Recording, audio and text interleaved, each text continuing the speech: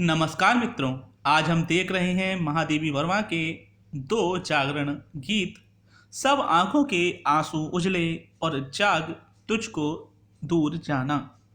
आप देख रहे हैं सीबीएसई हिंदी विद मथुरा दास। आज हम पढ़ रहे हैं कक्षा 11 की ऐच्छिक हिंदी की पाठ्य पुस्तक अंतरा भाग 1 का काव्यखंड, जिसका पाठ 6 महादेवी वर्मा, जाग तुझको दूर जाना और सब आंखों के आंसू उजले। देखते हैं लेखिका का परिचय। महादेवी महादेवी जी का जन्म सन 1960 ईस्वी में फर्रुखाबाद उत्तर प्रदेश में हुआ। इनके पिता श्री गोविंद प्रसाद वर्मा तथा माता हेमरानी थी। इनकी प्रारंभिक शिक्षा इंदौर मध्य प्रदेश से हुई। 12 वर्ष की अल्पायु में ही इनका विवाह डॉक्टर स्वरूप नारायण वर्मा से कर दिया गया। प्रयागराज विश्वविद्यालय से इन्होंने संस्कृत में एमए की। तत्पश्चात इनकी नियुक्ति प्रयाग महिला विद्यापीठ में हो गई। यहाँ उन्होंने बड़े लंबे समय तक प्राचार्य के पद का कार्यभार संभाला। इनके जीवन और चिंतन पर स्वाधीनता आंदोलन और गांधी जी के विचारों का गहरा प्रभाव पड़ा। गौतम बुद्ध के दर्शन को भी इन्होंने नज़दीक से जाना। सन 1987 ईस्वी में आपका देहावसान हो गया। इनकी रचनाएं हैं, काव्य ग्रंथ हैं, सांद गीत, नीजा रश्मि निहार, दीप शिखा आदि। रेखा चित्र तथा संस्मरण है, पथ के साथी, अतीत के चलचित्र, स्मृति की रेखाएं, श्रृंखला की कड़ियां आदि। देखते हैं साहित्यिक योगदान।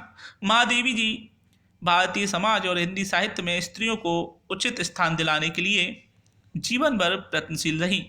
कई वर्षों तक चांद नामक पत्रिका का संपादन किया। इसके माध्यम से आपने भारतीय समाज में स्त्रियों की पराधीनता की आकांक्षा का विवेचन किया। महादेवी जी को आधुनिक युग की मीरा कहा जाता है। आप एक रहस्यवादी कवयित्री हैं। इन्होंने अपनी प्रेम की अनुभूति में अज्ञात प्रियतम को संबोधित किया है। काल्पनिकता, रहस्यवाद तथा प्राकृतिक सौंदर्य इनके काव्य की विशेषता रही। इनको सम्मान और पुरस्कार मिले। महादेवी जी को भारत सरकार द्वारा पद्म भूषण से सम्मानित किया गया। यामा के लिए भारतीय ज्ञानपीठ पुरस्कार से आपको सम्मानित किया गया। देखते हैं पाठ का परिचय। पाठ्य पुस्तक में आपके दो गीत संकलित किए गए हैं। पहला गीत स्वाधीनता आंदोलन की प्रेरणा से रचित एक जागरण गीत है। इसमें कठिनाइयों की चिंता न करते हुए कोमल बंधनों के आकर्षण से अपने आप को मुक्त करके अपने लक्ष्य की ओर निरंतर बढ़ते रहने का आह्वान किया गया है। मोह माया के बंधन में जकड़े मानव को जगाने के लिए महादेवी जी ने कहा है, जाग तुझको दूर जाना। दूसरा गीत सब आंखों के आंसू उजले में सत्य, यथार्थ और जो लक्ष्य तक पहुंचने में मनुष्य की मदद करता है, प्रकृति के ऐसे स्वरूप की चर्चा की गई है। प्रकृति के इस परिवर्तनशील यथार्थ से जुड़कर मनुष्य अपने सपनों को साकार करने की राहें स्वयं चुन सकता है। देखते हैं सब आंखों के आंसू उजले और जाग तुझको दूर है जाना। पहला हमारा है जाग तुझको दूर है जाना।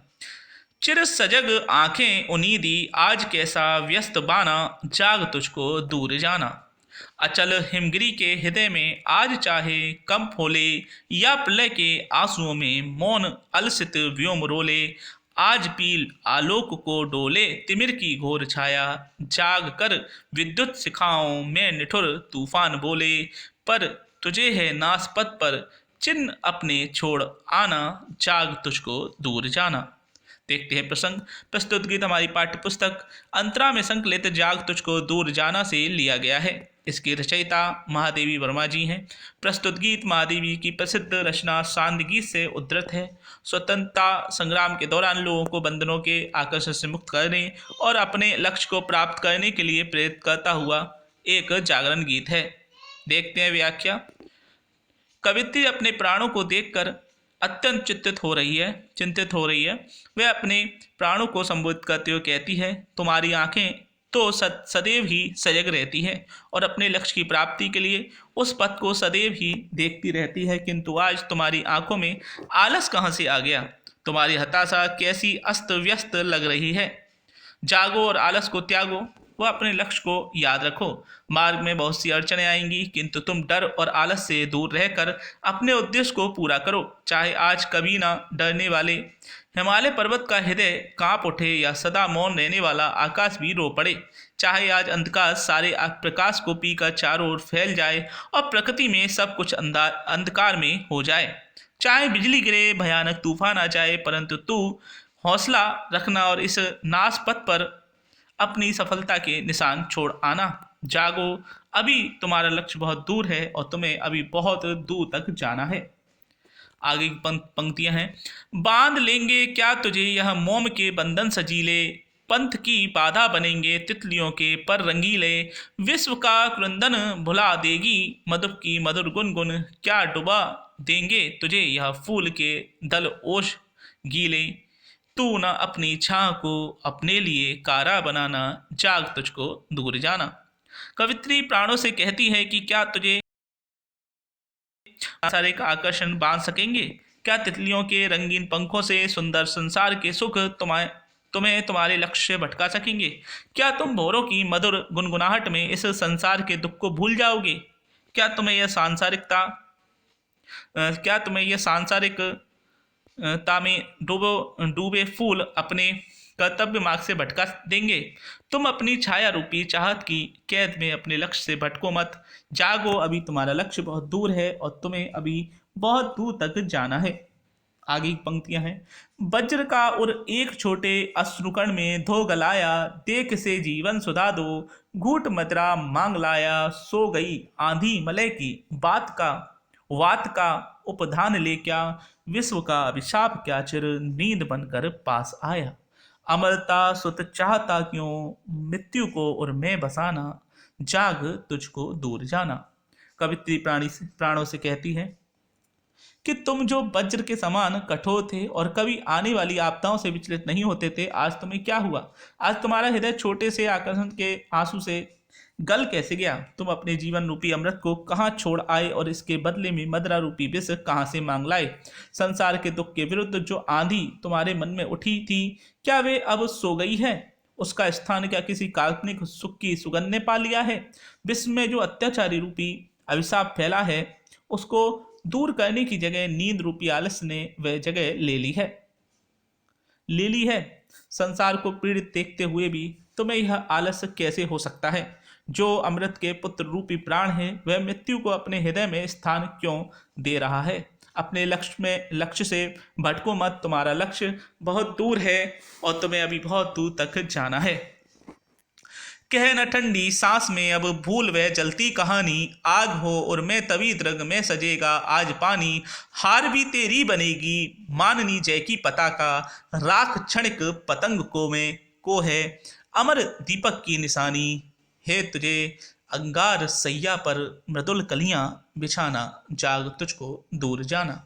कवित्री प्राणों को जलाते हुए कहती हैं कि तुम ठंडी सांस मत भरो और पुराने दुख की कहानी को भूल जाओ। जब हृदय में आग लगी होगी तो आंखों में भी आंसू होंगे, क्योंकि विरह रूपी आग के होने पर ही आंखों में आंसू आते हैं।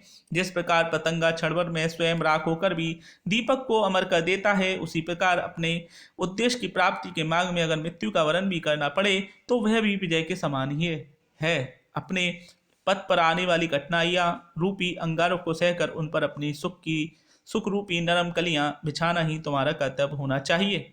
अपने लक्ष्य से भटको मत। जागो, तुम्हारा लक्ष्य बहुत दूर है और तुम्हें अभी भी बहुत दूर तक जाना है। तो यह था जाग तुझको दूर जाना गीत। इसकी विशेषताएं देखते हैं। तत्सम शब्द प्रधान खड़ी बोली का प्रयोग हुआ है। लक्षणा शब्द शक्ति है। बिंबों और प्रतीकों का प्रयोग किया गया है। हिमगिरी के हृदय बाधा बनेंगे मदरा मांग में अनुप्रास अलंकार है। वीर रस प्रधान उद्बोधन गीत है। अब देखते हैं अगला गीत। सब आंखों के आंसू उजले। सब आंखों के आंसू उजले, सबके सपनों में सत्य पला। जिसने उसको ज्वाला सौंपी उसने इसमें मकरंद भरा। आलोक लुटाता वह घुल देता झर, यह सौरभ बिखरा बिखरा। दोनों संगी पथ एक किंतु सब, कब दीप खिला कब फूल जला। प्रसंग अंतरा में संकलित सब आंखों के आंसू उजले से लिया गया है। इसके रचयिता महादेवी वर्मा जी हैं।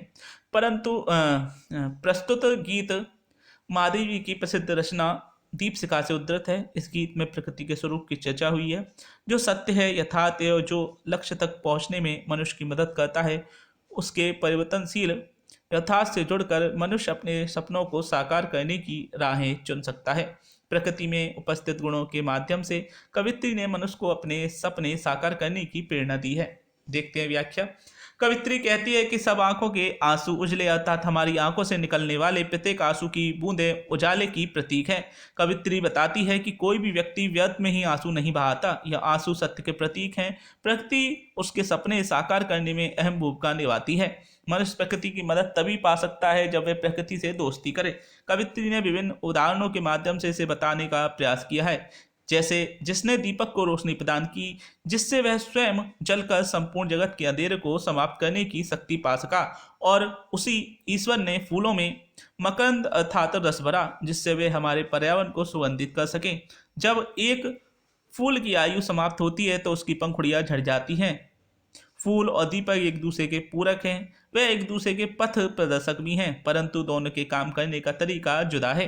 दोनों अपने अस्तित्व को बनाए रखने के लिए अलग अलग पथ चुनते हैं। एक दीपक कभी खिल नहीं सकता तो एक फूल कभी जल नहीं पाता, अर्थात दोनों का अलग अलग है, लेकिन दोनों का उद्देश्य एक ही है, मानव कल्याण। आगे है, वह अचल धरा को भेंट रहा, सत सत नेजर में हो चंचल, चिर परिधि बना भू को घेरे, इसका नित उर्मिल करुणा जल। कब सागर उर पाषाण हुआ, कब गिरि ने निर्मम तन बदला। कवित्री कहती है कि पहाड़ों ने धरती को उपहार के रूप में झरने प्रदान किए हैं, जिससे धरती के निवासी अपनी प्यास बुझा सकें। कहा जाता है कि पत्थर दिल बालों में कोमलता अच्छाई का भाव नहीं होता, परंतु यहाँ पहाड़ करुणा का सागर लगता है। उसने जो सुंदर झरने प्रकृति को प्रदान किए हैं बढ़ गई जाती है। पहाड़ पृथ्वी की प्यास बुझाने का महत्वपूर्ण कार्य करता है। इसकी यह योजना कितनी निर्मल है, वह कितनी करुणा से भरा हुआ है, यह इस बात का प्रतीक है। दूसरी ओर सागर इस पृथ्वी के भूभाग को चारों ओर से घेर कर समस्त मानव जाति की रक्षा करता है। इससे उसके अंदर उपस्थित करुणा उजागर होती है। समुद्र हो या पर्वत, दोनों ही प्रकृति व मनुष्य के हित के लिए अपनी भूमिका निभाते हैं। प्रकृति की सभी वस्तुएं मानव के हित के लिए ही बनाई गई हैं। सागर कभी भी पत्थर या पहाड़ नहीं बन पाता और पत्थर भी कभी अपना आकार नहीं बदलता, अर्थात दोनों का कार्य अलग अलग है, लेकिन दोनों का उद्देश्य एक है, मानव कल्याण। नभ तारक सा खंडित पुलकित, या छुर धारा को चूम रहा, वे अंगारों का मधुरस्पी केसर किरणों सा झूम रहा, अनमोल बना रहने को कब टूटा कंचन हीरक पिघला। कवित्री कहती है कि मनुष्य को अपने अंदर के गुणों को कभी भी किसी भी कारण से बदलना नहीं चाहिए। मनुष्य जैसा गुण लेकर इस सृष्टि में आया है, उसे हमेशा कोशिश करनी चाहिए कि वह उस गुण को बढ़ाता रहे और उसकी गुणवत्ता में कभी कोई कमी ना आए। नक्षत्र मंडल से टूटे हुए तारे के समान चमकते हीरे को अपना ऐसा स्वरूप पाने के लिए कई प्रहार सहने पड़ते हैं, तो दूसरी ओर सोने को चमकने के लिए आग की तपिश सहनी पड़ती है। जिस प्रकार हीरा अपनी चमक नहीं बदलता और सोना अपना मोल नहीं बदलता, उसी प्रकार मनुष्य को भी अपना आचार व्यवहार नहीं बदलना चाहिए। मनुष्य को भी अपने जीवन में आने वाली हर चुनौती, हर कठिनाइयों का सामना करना चाहिए। अनमोल बना रहने के लिए कभी सोना टूटता नहीं और हीरा पिघलता प्रवृत्ति नहीं छोड़ते। दोनों हमें अपने मार्ग पर दृढ़ रहना और अपने गुणों को बनाए रखना सिखाते हैं। नीलम मरकट के संपुट दो, जिनमें बनता जीवन मोती, इसमें ढलते सब रंग रूप, उसकी आभा स्पंदन होती। जो नभ में विद्युत मेघ बना, वह रज में अंकुर हो निकला।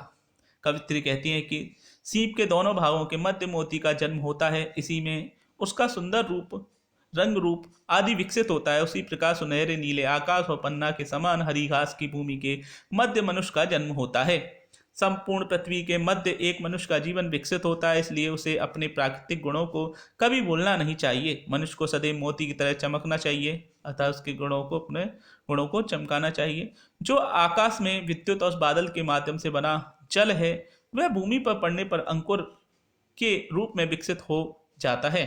जल चाहे बादलों में हो, अर्थात पृथ्वी पर उसका गुण एक समान होता है। उसका ये गुण है बीज को अंकुरित करना और उसको पोषण देना।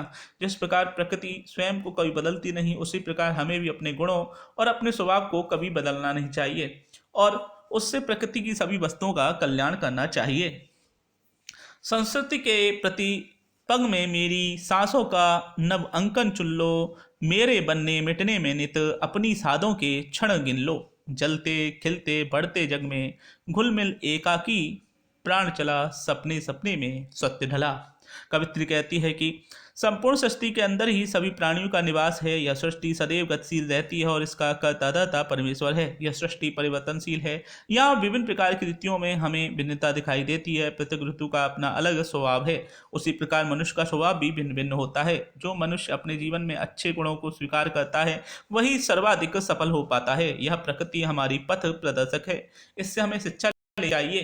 प्रकृति बिना किसी की सहायता सदैव बढ़ती रहती है। उसी प्रकार मनुष्य को भी अपने जीवन के लक्ष्य को पूरा करने के लिए अकेले ही प्रयास करना चाहिए। किसी के सहारे की आकांक्षा नहीं करनी चाहिए। एक मनुष्य का सपना तभी सत्य होगा जब वे अपना सपना अटल बना पाए, रख पाए।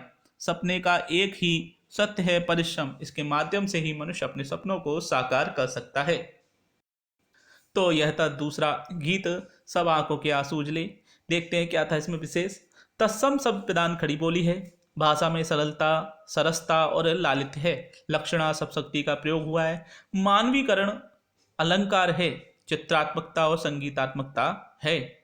अनुप्रास, रूपक, उपमा, पुनरुक्ति, प्रकाश आदि अलंकारों का प्रयोग हुआ है। देखते हैं शब्दार्थ अर्थात कठिन शब्द, शब्दार्थ और कठिन शब्द। व्यस्त बाना यानी बिखरा या अस्त व्यस्त वेश। कारा अर्थात बंधन कैद। सजग अर्थात सावधान।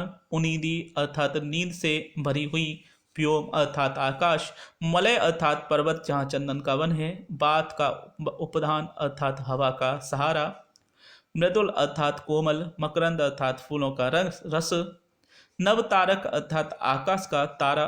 पाषाण अर्थात पत्थर। मरकट अर्थात पन्ना। संस्कृति अर्थात सृष्टि या संसार। तो यह था आज का पाठ।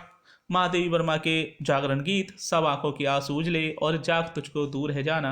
आप देख रहे थे CBS हिंदी विद मथुरा दास। आपको हमारा ये वीडियो कैसा लगा हमें ज़रूर बताएं। हमारे चैनल को सब्सक्राइब करें और अन्य लोगों तक अवश्य पहुँचाएँ। बहुत बहुत धन्यवाद। फिर मिलते हैं नए वीडियो के साथ। नमस्कार।